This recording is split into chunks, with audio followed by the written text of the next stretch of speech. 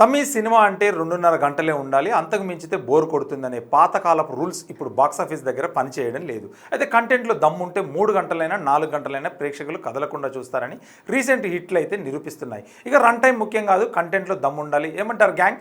గిన్నెలు మస్తు వేడెక్కే తమ్మి. ఒకప్పుడు సినిమా లెంత్ ఎక్కువైతే కత్తెర వేయమని గోల చేసేవాళ్ళు, కానీ ఇప్పుడు సీన్ రివర్స్ అయింది. కంటెంట్లో మ్యాటర్ ఉంటే రన్ టైం అనేది జస్ట్ నంబర్ మాత్రమే. అవి మన హీరోలు దర్శకులు ప్రూవ్ చేస్తున్నారు. ఇక ముసుగులు తీసి అసలు మ్యాటర్ మాట్లాడుకుంటే మాత్రం మోమాటలు అస్సలు వెళ్ళేవి ఇక్కడ. ఇక లెంత్ ఎక్కువ, కలెక్షన్స్ ఇంకా ఎక్కువ. తమ్మి ఈ లిస్ట్ చూడు, ఒక సినిమా ఒక బాక్సాఫీస్ సునామీ అని చెప్పుకోవచ్చు.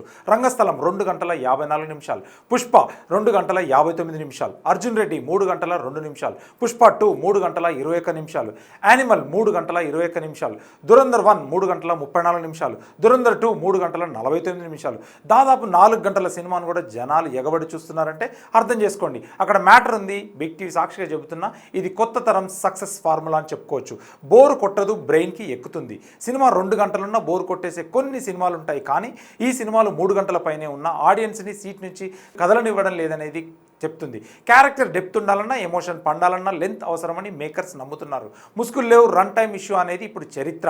ఇక నుంచి లెంతీ సినిమాలు కూడా సక్సెస్ఫుల్ ఫార్ములాగా మారిపోతున్నాయి. తమ్మి సినిమా చిన్నదా పెద్దదా అనేది పక్కన పెడితే అది మనల్ని ఎంతలా ఆకట్టుకున్నది అనేది పాయింట్. ఏమంటారు గ్యాంగ్? 3 గంటల సినిమాల్ని మీరు ఎంజాయ్ చేస్తున్నారా, లేక బోర్ ఫీల్ అవుతున్నారా? కింద కామెంట్ కొట్టవే. బిగ్ టీవీ పేజ్ని ఫాలో అవ్వడం మాత్రం మర్చిపోకు.